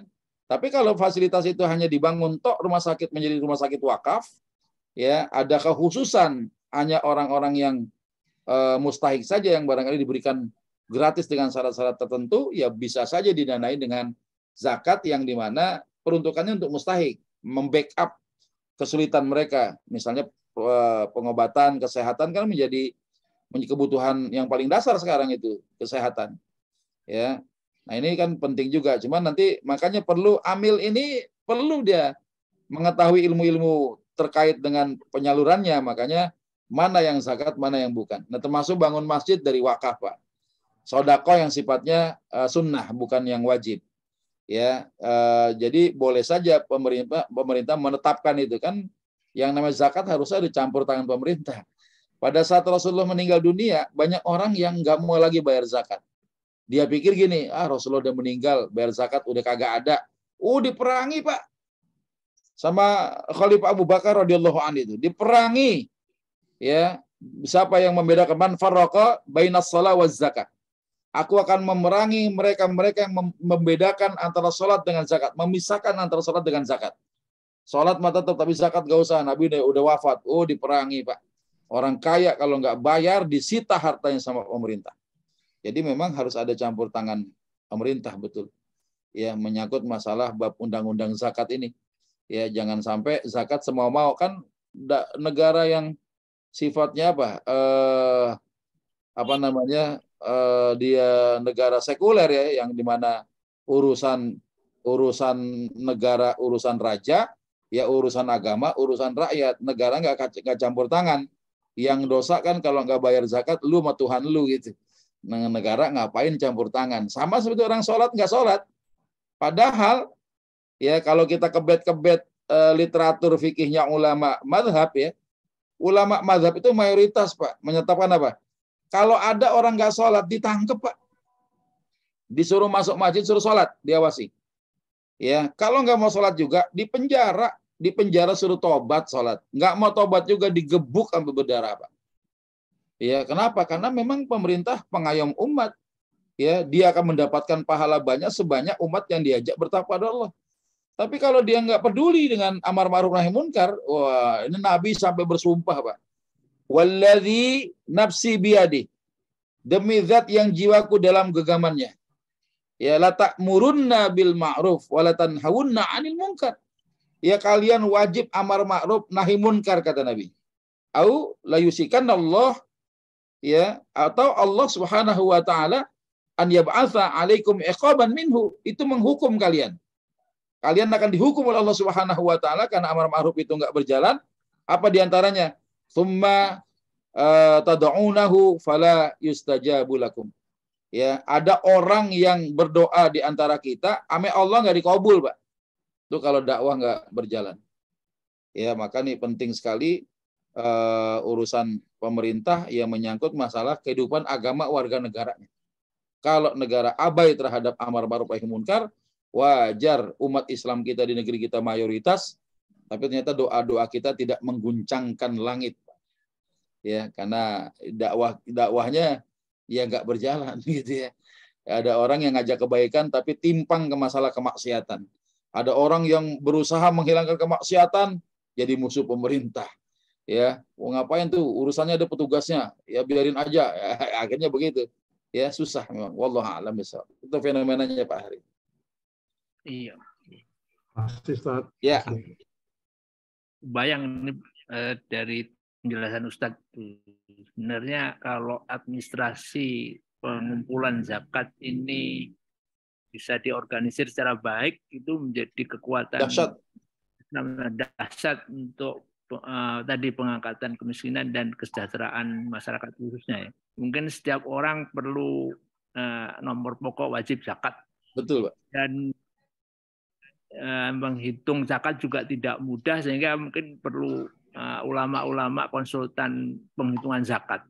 Kalau itu bisa dilaksanakan secara tertib, kalau di era digitalisasi sekarang ini memungkinkan, sangat memungkinkan sebenarnya. Tapi itu tantangan bagi kita semua lah, ya. Bagi semua ulama. Tapi informasi aja, Pak, di di Android, ya, versi Android itu sudah ada aplikasi menghitung zakat. Jadi alhamdulillah di situ sudah diterangkan tentang bagaimana cara menghitungnya, tinggal kita masukkan saja. Ibarat kalkulator, ya. Jadi mau zakat yang mana nih? Masukkan, tinggal masukkan. Itu minimal membantu, ya. Membantu kita untuk menghitung zakat sebenarnya. Ya, tapi mungkin memang kalau misalnya itu akan ditertibkan, itu perlu seperti pajak itu kita mengisi SPT gitu. Iya, betul. Zakat kita. Itu mungkin kan salah juga, Pak. Jadi harus ada yang mengkonfirmasi dan mengkoreksi. Iya. Makanya perlu amil untuk menetapkan apakah sebulan itu muzaki atau bukan. Iya, SPT itu kan hampir semua punya. Iya. Ya, punya nggak NPWP-nya gitu kan. Iya. Saya aja ditanyain juga, ya memang hak warga negara pada NPWP. Tapi ternyata tidak semua orang yang punya harta jadi muzaki, dan tidak semua harta yang dimiliki wajib zakat. Nah, ini pentingnya penetapan amil itu eksekusinya. Makanya peran amil negara itu di situ, Pak. Saya setuju kalau ada pemerintah campur tangan, undang-undang zakat diperketat begitu, dan dibuat regulasinya supaya orang-orang kaya ini bisa menyalurkan zakat tepat sasaran. Karena ada orang-orang kaya yang punya harta, punya duit gitu, dia sendiri bingung nih mau nyalurin kemana. Banyak Pak. Ya, banyak sekali itu. Ini kemana gitu, karena sibuknya urusan kantor gitu, sampai urusan zakat aja dia nyalurin kemana, banyak yang kebingungan. Makanya ya dibuatlah akhirnya lembaga-lembaga swasta ya. Ada amil-amil swasta di luar non pemerintah yang mereka relawan-relawan ya kebetulan melaksanakan proyek itu. Ya, ada angkat tangan. Iya, ada yang 2, ada yang di chat dan ada yang diangkat tangan. Ya. Chat itu Mbak Nana mau langsung atau dibacakan chatnya? Mbak Nana, bagaimana kalau zakat kepada saudara kandung? Niatnya dalam hati saja. Ya, sebelum bicara niat ya, kita tentukan dulu apakah saudara kandung kita, anggaplah saudara kita termasuk mustahik atau bukan. Pertama adalah orang yang menjadi kerabat itu, Rasulullah sampaikan dia punya keutamaan. Karena seorang wanita namanya Zainab, beliau tuh orang kaya Pak, punya suami sahabat Nabi Abdullah ibn Mas'ud yang kita sebut-sebut Ibnu Mas'ud radhiyallahu anhu. Kebetulan Ibnu Mas'ud ini, mohon maaf, suami yang tidak mampu Pak hidupnya. Secara ekonomi kalah sama istrinya. Istrinya menghadap Nabi nanya, ya Rasulullah, kalau ada istri kaya, dia mau bayarkan zakat untuk suaminya yang miskin. Bukan dibayarin tapi diserahkan kepada suaminya miskin, boleh nggak? Jadi ada suami miskin, boleh nggak terima zakat dari istrinya yang kaya? Kata Nabi, na'am, boleh. Laha ajron, dia mendapatkan, si wanita ini mendapatkan 2 pahala Pak. Pahala karena zakatnya, yang kedua pahala karena mendahulukan kerabat yang dekat. Nah sekarang saudara kandung itu kerabat, tapi dia mustahik bukan. Nah syarat yang kedua. Syarat yang kedua adalah dia bukan termasuk orang yang kita nafkahi. Misalnya biaya hidupnya, ada saudara kandung tinggal di rumah kita. Makannya kita yang nafkahi, uang jajannya, uang pendidikannya, pokoknya biaya hidupnya kita tanggung. Orang yang ditanggung nafkahnya oleh kita nggak berhak terima zakat. Seperti apa contohnya? Anak sama orang tua, ya. Orang tua nggak boleh kita kasih zakat karena orang tua tuh wajib dinafkahi sama anak. Ya, istri nggak boleh terima zakat suami karena istri wajib dinafkahi oleh suami. Tapi istri ngasih zakat kepada suaminya boleh. Kenapa? Karena istri nggak wajib menafkahi suami. Dasarnya itu, ya. Jadi kalau saudara kandung, oke. Saudaranya miskin nggak? Fakir tidak? Ya kalau dia termasuk mustahik, boleh kita sampaikan zakat. Apakah zakat perlu diucapkan? Nggak usah. Yang perlu disampaikan adalah ketika kita sama amil, supaya amil paham bahwa zakat yang kita keluarkan jenisnya apa. Karena namanya mustahik itu ya nggak penting urusan ini zakat perdagangan saya, oh ini zakat investasi saya, oh ini zakat profesi saya. Nggak penting-penting amat buat mustahik. Tapi buat amil ini penting. Kenapa? Karena hitungannya berbeda. Ya, nisabnya berbeda. Ini kan penting untuk kita sampaikan niat itu, sampaikan kepada amil. Tapi kalau langsung kepada mustahik, nggak perlu disebutkan ini zakat siapa, dari mana, tidak. Ya boleh sampaikan langsung. Ya gitu kan. Ya silakan aja. Mau tadi saya boleh bayar zakat kepada saudara kalau dia termasuk mustahik, boleh. Apakah harus dilafazkan niatnya? Nggak perlu. Ya, tapi dengan mentakyin niat bahwa harta itu adalah bagian daripada zakat, minimal apa? Si muzaki punya ilmu loh. Dia bayarin zakat, dia ngerti bahwa perhitungannya jelas, ya. Jangan sampai dia menyalurkan serampangan juga. Ini dibilang kadang-kadang begini, Pak. Ada masjid yang menetapkan zakatul fitr 45.000. Ya, si orang membayar 50.000. Ya, dia bilang dikembalin sama amil. Kata amil, Pak, ini uang kembali zakatul fitrnya 5.000. Apa kata orang yang bayar zakat? Udah 5.000 masukkan saja kepada zakat mal saya. Kita bingung kok zakat mal 5.000 gitu kan. Dari mana antum bisa bilang itu 5.000 sebagai zakat mal? Ternyata banyak muzaki nggak tahu, Pak. Dipikir itu zakat mal itu ya kembalian sisa bayar zakat fitrah gitu kan, yang tadinya 50.000 uangnya dibayar 45, sisanya 5.000. dibilang itu zakat mal, ya padahal ya sedekah biasa. Ya kira-kira gitu ya. Jadi syarat itu harus terpenuhi itu. Kerabat boleh terima zakat, oke, tapi syaratnya adalah dia bukan orang yang kita tanggung kehidupannya. Misalnya saudara kandung dia misah rumah, ya yang dimana kita nggak menanggung nafkah dia, itu boleh. Bahkan pahalanya 2, ya. Sebagaimana hadis ya, Rasulullah sampaikan tadi tentang seorang wanita kaya yang dia bayar zakat untuk suaminya. Wallahu a'lam bishawab. Ya, lanjutnya silakan Mas Rudian. Ya, silakan. Ya, terima kasih Mas Ahmad. Assalamualaikum Ustaz. Waalaikumsalam warahmatullahi wabarakatuh. Benarnya mirip yang Mbak Nana tadi. Ya. Karena ini saya melihat ini aja. Tadi kan Ustaz mustahiknya tadi kan fakir, miskin, ya, disabilitas, ilah gitu. Kan terus di Al-Baqarah yang 177 ya Ustaz ya. Di situ kayak yang disebutkannya kerabat itu bagian yang menerima gitu. Jadi langsung situ kan kerabat, fakir, miskin, ada apa. Jadi langsung di situ ada kerabatnya itu tadi yang mau ditanya. Kemudian yang ini ada Ustadz masalah muslim ini Ustadz yang harus menerima. Jadi ada kejadian begini Ustadz. Orang tuanya udah meninggal. Nah, semua zakatnya mau dibagi. Nah, kebetulan warisnya apa zakatnya? Waris. Ya, warisan harta dan sebagainya, bagi-bagi ini waris, maaf. Ya. Nah, kebetulan yang bersaudara ini beda agama, Ustaz. Jadi yang satu bukan Muslim. Ya. Nah, kan sudah dijabat ini otomatis gugur kan yang non Muslim ini ya, Ustaz. Ya.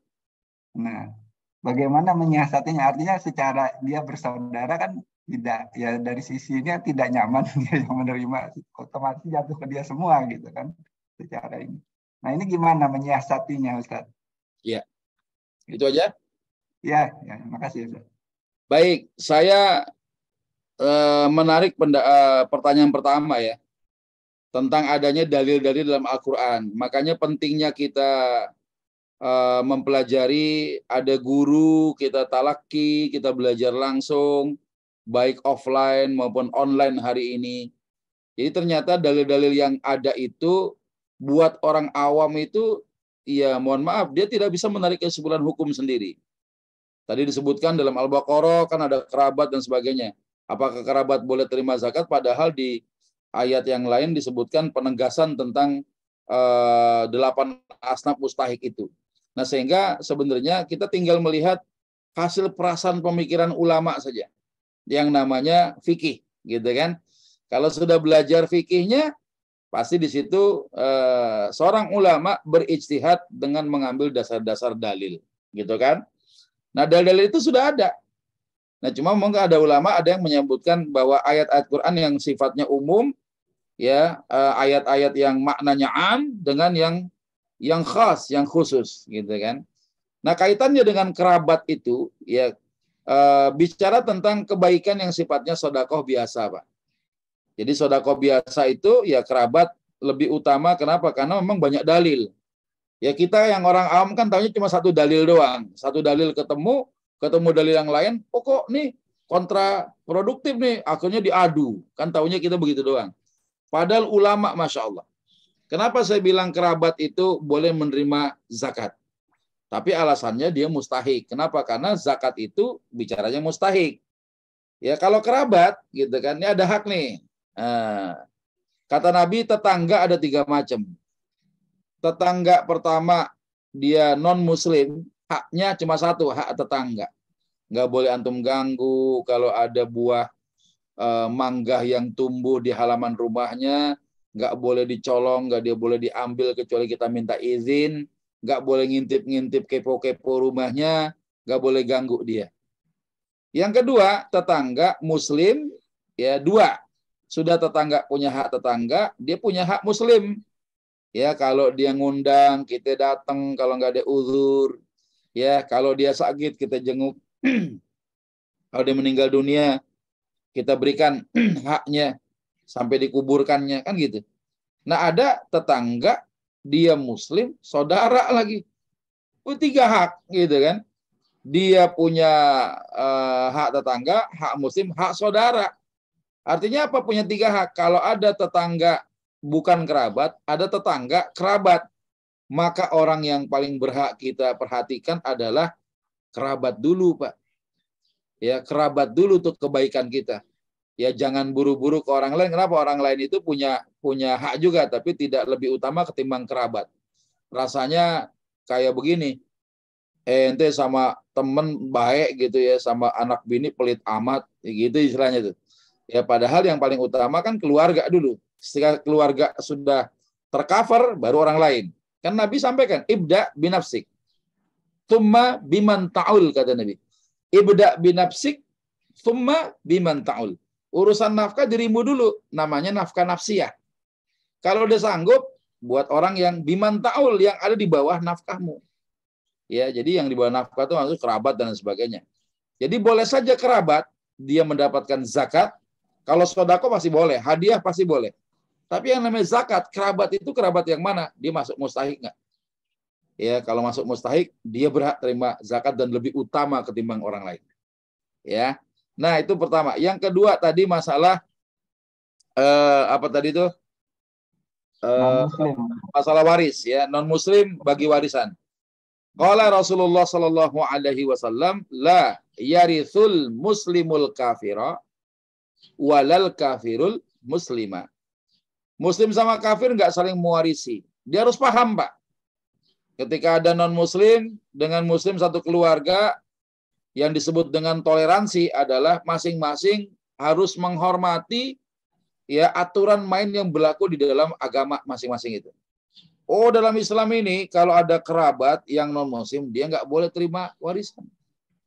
Ya, ini pendapat umum misalnya mengatakan 3 ulama Maliki, Syafi'i, Hambali. Yang kafir juga begitu. Yang kafir meninggal, yang muslim gak dapat warisan.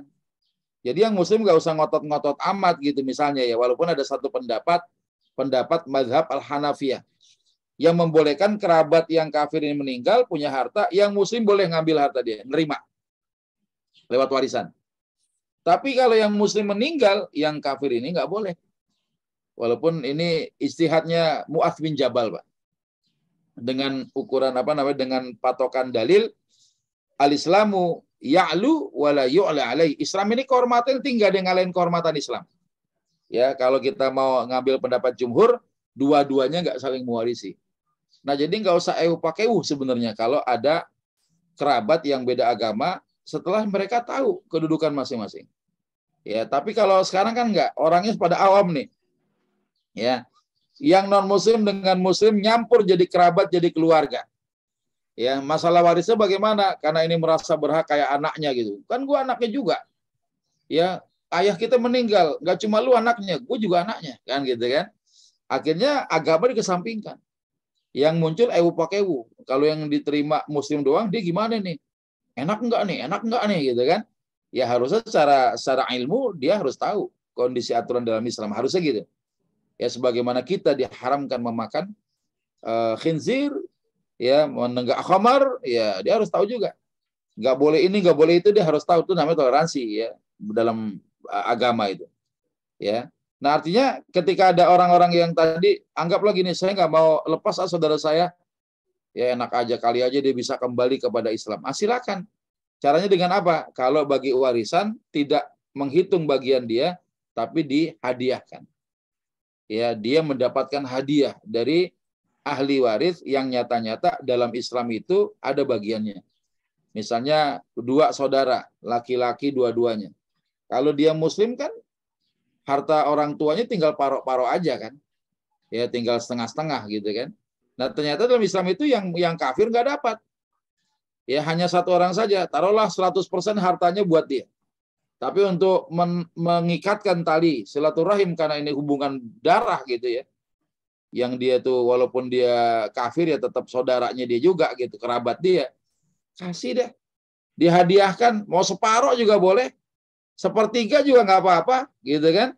Mudah-mudahan dengan perhatian dia, ya dia tahu bahwa Islam ini Masya Allah. Sekalipun Allah sudah menetapkan bagian yang anak itu ketika Rasulullah sampaikan yang kafir nggak dapat, ya, tapi secara kerahiman dibolehkan, Pak. Boleh saja. Yang penting itu harta sudah diterima secara sempurna oleh ahli waris. Kalau dalam perhitungannya nggak boleh. Kita ngitung nih awal-awal udah bagi 2 aja dah. Yang non muslim juga kan anak babeh juga, nggak bisa. Ya, dia harus paham dulu ya. Dan memang kalau itu memang harus dijanjikan karena namanya hadiah kan terserah orang ngasih. Ya, nah ini ketika ada anak murtad misalnya, mohon maaf sekali lagi. Keluarga kita ada yang murtad, antum nggak usah buru-buru marah, sampaikan. Oh, kamu pilih agama di luar Islam, ya, kau harus tahu konsekuensinya. Kalau kamu perempuan, kamu di perempuan, ayah tidak lagi mewalikan misalnya, atau kamu nggak dapat perwalian dari orang tua gitu ya, atau begitu sebaliknya, dan tidak mewarisi, Pak. Ya, dia harus tahu bagaimana tidak mewarisi saya, tidak mewarisi kamu, dan kamu tidak mewarisi saya. Harus disampaikan supaya nanti ke depan harus tahu dia. Ya, adapun nanti dia sudah tahu yang dapat warisan cuma saudaranya doang yang muslim, tapi saudaranya mau ngasih, ambil terima, nggak apa-apa. Ya, jadi itu dari sisi kerahiman saja, boleh Pak. Ya, walaupun nanti ya biasanya sih nggak begitu, terjadi sengketa dulu, baru hakim mutusin. Udah deh, paro-paro aja, ini mah anggap aja niatnya warisnya buat kamu, kamu niatin ini untuk hadiah. Akhirnya begitu, Pak Hakim mendamaikannya tuh. Akhirnya kan nggak ada kerelaan pada akhirnya. Kan yang namanya orang menghadiahkan kan rela, bagiannya dikasih sama saudaranya, itu rela namanya. Tapi kalau diatur begitu, ya udah menyalahi aturan waris, nggak boleh. Harusnya si ahli waris dapat dulu secara sempurna, baru kasih kepada orang yang mau dia tunjukkan hadiah atau sedekahnya itu. Wallahu a'lam bishawab. Gitu kira-kira Pak Rodian. Iya. Jadi sesuai hukum dulu ya Ustaz ya. Iya, artinya secara kewajiban itu harus terpenuhi, Pak. Ya. Dan tidak ada siasat. Nggak ada siasat sebenarnya. Artinya kita ngomong kepada yang ahli waris muslim ini, ente kalau sudah dapat boleh loh menghadiahkan dia untuk menjaga ikatan persaudaraan, minimal mudah-mudahan dia kembali dapat hidayah balik lagi. Sampaiin si yang muslim ini. Jadi bukan disiasati, Pak, bukan dikasih strategi untuk ngakalin syariat, enggak. Ya, kenapa? Karena menghadiahkan itu ya dorongan hati gitu ya. Jangan dipaksa, enggak boleh. Kalau dipaksa namanya dibegal, ya dirampok ya. Gitu kira-kira. Jadi jangan dari awal bilang, "Ini aku terimakan dulu deh," gitu ya. Iya, jangan. Lagi sesuai. Iya. Jadi nanti keikhlasan aja setelah itu ya. Karena dibagi sesuai syariat dulu. Iya. Setelah itu terserah yang sudah. Iya, betul. Baik Ustaz, jazakallah. Iya, wa iyyak insyaallah. Masih gimana Ustaz? Ya, kira-kira sampai jam berapa ini waktunya? Terserah aja, kalau masih ada yang mau tanya saya masih layani, silakan. Gimana Mas Hendri? Pak Hendri. Ya. Ya. Sampai jam berapa? Kalau sih jam 7 udah cukup ya. Jujur. Kalau boleh satu lagi deh. Ya, silakan. Ya. Ini Pak Ustadz, saya pernah mendengar, ini cuma saya hanya konfirmasi aja, asbabul nuzulnya tentang apa ini zakat ini. Konon katanya ini karena kasus sahabat Nabi yang namanya Salasah bin Hatib. Ya. Apakah benar itu ya Pak Ustadz ya? Ya, antum melihat tafsir mana itu? Bukhari ya? Bukhari. Berarti namanya kalau di Bukhari syarah hadis, Pak. Jadi syarah hadis itu kitabnya banyak, kalau jamak itu syuruhul hadis. Jadi Imam Al-Bukhari Muslim dan para perawi hadis yang lain itu kan mencantumkan secara matan ya. Jadi ada matannya gitu, ya matan itu lafaz ditemukan, kemudian berkaitan dengan asbabul wurud, bukan asbabun nuzul. Kalau asbabun nuzul dalam Al-Quran, sebab turunnya ayat ya. Kalau hadis ini sampai kemudian muncul periwayatan namanya asbabul wurud, yaitu sebab periwayatannya apa, ya gitu ya. Nah kemudian nanti dari situ memunculkan syarah, ya, syarhul hadis namanya, penjelasan tentang hadis, ya. Tapi lagi-lagi memang kenapa sih sampai zakat itu kewajibannya muncul? Ya satu memang ada perintah. Ya, ada perintah dari Allah itu sekalipun tidak ada ilahnya. Kadang-kala turun perintah dari Allah tidak harus ada sebab dulu. Ya, kadang perintah begitu saja. Ya, atau ada perintah Allah yang kemudian menyempurnakan tata cara ibadah nabi-nabi terdahulu, ya seperti haji. Salat itu sudah ada nabi-nabi sebelumnya melaksanakan salat. Ya, tapi ketika umat Rasulullah ini diajarkan bagaimana salatnya berbeda dengan umat-umat terdahulu. Nah, begitu juga dengan bicara tentang masalah zakat ini, ya. Apakah zakat ini mengacu kepada kebiasaan orang terdahulu atau bagaimana? Nah, ini menyangkut ada hal-hal yang aspek-aspek yang diperhatikan oleh para ulama. Tapi yang paling penting adalah bahwa banyak ayat ya di mana Allah Subhanahu wa taala perintahkan bayar zakat. Sekalipun tadi ada nggak sih kaitannya asbabun nuzulnya ini, ada asbabul wurudnya itu, ya bisa saja gitu ya. Tapi kalau menyangkut dalil yang begitu banyak sekali, ya adapun kadang-kala tidak memerlukan adanya sebab. Allah perintahkan begitu saja. Contoh misalnya, khudz min amwalihim shadaqatan tutahhiruhum wa tuzakkihim biha. Ambillah harta-harta mereka. Siapa? Orang-orang kaya. Ya, dari situ banyak dalil. Mengambil hartanya bagaimana? Ada yang diwajibkan, ada yang sifatnya sunnah juga. Jadi sebenarnya memang ibadah itu ada dua, Pak. Ibadah badaniyah, ibadah maliyah.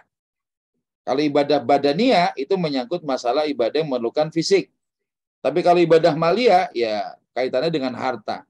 Ya nanti kalaupun antum tanya apakah betul itu menyangkutnya, kalau antum baca di syarah Imam Al-Bukhari, ya saya perlu melihat lagi tentang asbabul wurud masalah hadis itu. Tapi yang jelas ada beberapa perintah Allah yang kadang-kala tidak memerlukan illah, tidak memerlukan sebab, Pak.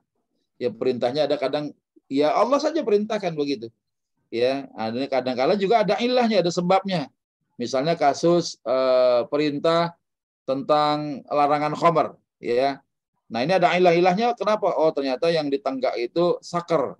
Ya, tidak semua minuman itu halal. Minuman yang mengandung saker, nah, ada ilahnya, ada sebab keharamannya, memabukkan. Mabuknya enggak ada gitu, yang artinya tidak unsur-unsur orang tuh enggak hilang akal gitu. Ya, maka minuman itu menjadi halal. Nah, ini ada ilah, ada sebab. Tapi kadang-kadang ada hukum-hukum Allah yang tidak memerlukan sebab. Kasus waris misalnya. Ya kan, kasus waris nih. Emang dasarnya apa sih sampai kemudian harus ada asbabun nuzul tentang waris itu apa sih? Karena apa sih gitu ya? Harus mewarisi harta dan lain sebagainya. Ya itu memang terkait, ada beberapa pandangan-pandangan ulama. Kadang-kadang memang gini, untuk kita bisa menjadi seorang mufassir, maka syarat yang paling utama kita harus memerlukan ilmu tentang asbabun nuzul yang didukung dengan jalur riwayatan hadis, ya namanya asbabul wurud. Sebatas itu aja, Pak. Tapi insya Allah nanti apa yang antum tanyakan, karena ini menyangkut masalah literatur dalam kitab, ya saya harus berhati-hati, saya harus lihat dulu.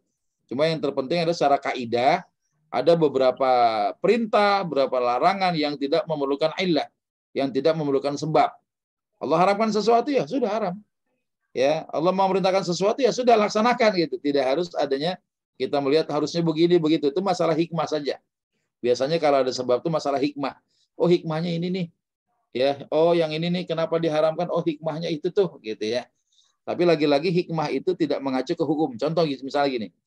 Kita kalau menjawab gini, kenapa babi haram? Jawaban kita apa?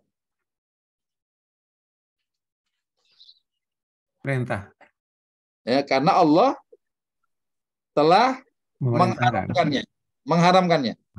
Adapun misalnya Pak Andri mengetahui bahwa makan daging babi begini-begini keburukannya itu adalah hikmahnya. Lantas hikmah tadi nggak bisa mengubah hukum. Contoh, Ustadz bagaimana kalau nanti ada babi ramah lingkungan, makannya organik, ya tidurnya nggak di kandang jorok, tidurnya di dalam kamar. Orang olahraga pagi yang biasanya yang dibawa kan guguk, ini yang dibawa adalah babi. Ya, dia bersih, masuk ke salon hewan sebulan sekali. Ya, kalau misalnya dipotong tidak ada cacing pitanya. Apakah lantas babi jadi halal? Karena hikmah kemudorotannya hilang. Nggak bisa. Gitu kan? Ada itu masalah hikmah saja. Jadi hikmah ini nggak bisa mengubah hukum. Contoh misalnya sholat tahajud, hikmahnya apa? Banyak sekali. Dari A sampai Z fadilahnya. Tapi hukumnya bagaimana? ya tetap sunnah gitu kan. Ya, kayak gitu tuh. Jadi hikmah itu cuma sisi di luar hukum saja ya, jadi pertimbangan orang yang pengen mendapatkan motivasi ibadah. Dia bisa dengan melihat hikmah itu dia bisa semakin yakin bahwa itu perintah mengandung kebaikan, ada larangan mengandung keburukan. Tapi ketika keburukannya hilang ya, artinya hikmahnya kemudian kenapa diharamkan babi, kemudian babi diternakan gitu ya, ada ternak babi ramah lingkungan gitu ya, bersih hidupnya, apakah lantas jadi halal? Ya nggak bisa. Itu contohnya gitu aja ya. Mudah-mudahan dengan kaidah itu kita bisa mengetahui dasar-dasar kenapa ada perintah dan ada larangan dalam Islam. Wallahu a'lam bishawab. Ya. Alhamdulillah ini sudah jam 7, mungkin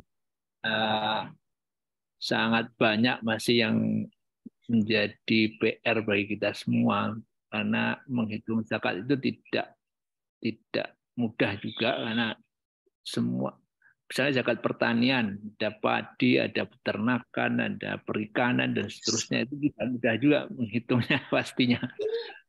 Kalau bagi kita yang bergerak di bidang itu mungkin perlu konsultasi juga khusus dengan ulama yang memang memahami dan ahli di bidang itu. Dan mungkin banyak pertanyaan lagi yang mungkin akan bisa disimpan dulu untuk ditanyakan pada episode berikutnya. Mungkin sebagai informasi saja bahwa kita sudah episode ke-154, untuk minggu depan libur dulu. Ini informasi dari Pak Hendri, karena hari raya Idul Fitri mungkin diganti dengan halal bihalal, mungkin ya, nggak tahu, nanti tunggu informasi berikutnya. Terima kasih banyak Jazakallahu khairan katsiran Pak Ustadz. Filenya sudah saya kirim di kolom chat, Pak. Filenya yang butuh PDF dengan PPT boleh tuh, PowerPoint silakan. Lanjut, Pak. Dan mudah-mudahan kita masih bisa ketemu lagi untuk berikut-berikut, karena itu sangat bermanfaat ilmunya bagi kita. Mungkin mohon doanya Pak Ustadz untuk menutup kajian kita pagi ini. Silakan. Baik, salah satu doa yang dijawab oleh Allah Subhanahu wa taala adalah doa orang yang dalam keadaan berpuasa. Mudah-mudahan doa kita dijawab oleh Allah Subhanahu wa taala. Kita doakan kepada para orang tua kita, ayah, ibu kita, kakek nenek kita, saudara-saudara kita yang telah berpulang ke rahmatullah. Kita doakan semoga Allah mengampuni segala dosa dan kesalahan para orang tua kita, para guru-guru kita, para saudara kerabat kita. Dan juga kita bermohon pada Allah Subhanahu wa taala, Allah senantiasa berikan kita kesehatan, sehat wal afiat. Allah panjangkan umur kita dalam taat pada Allah Subhanahu wa taala. Dan kita doakan bagi mereka-mereka dalam keadaan sakit, baik diri kita hari ini, termasuk kawan-kawan kita satu alma mater yang mereka punya keluarga dalam keadaan sakit, kita doakan kepada Allah Subhanahu wa taala. Semoga sakitnya menjadi penggugur dosanya, dan Allah angkat dan sembuhkan penyakit-penyakit ada di antara kita sekalian. Ala hadhihi niyyah wa likulli dan shalih al-Fatihah.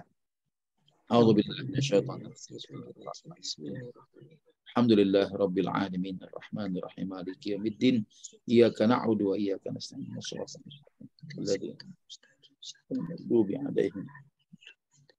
wa'fu anna ya karim wa'fu anna ya maulana ya ma'bud irhamna ya Allah warham walidina warham amwatana wa amwatil muslimin. Allahumma bihaqqil Fatihah wa bi sirril Fatihah wa bi mu'jizatil Fatihah iftah lana abwabul khair wa jallana min ahlil khair yasir umurana ya Allah wa la tu'assir waqdi duyunana ya Allah wa hassil muradana ilal khair fid dini wad dunya wal akhirah bi rahmatika ya arhamar rahimin. Ibadi subhanakallahumma tahiyyatun fiha salam wa akhiru da'wahum alhamdulillahi rabbil alamin. Subhanakallahumma wa bihamdika asyhadu an la ilaha illa anta astaghfiruka wa atubu ilaik. Assalamualaikum warahmatullahi wabarakatuh.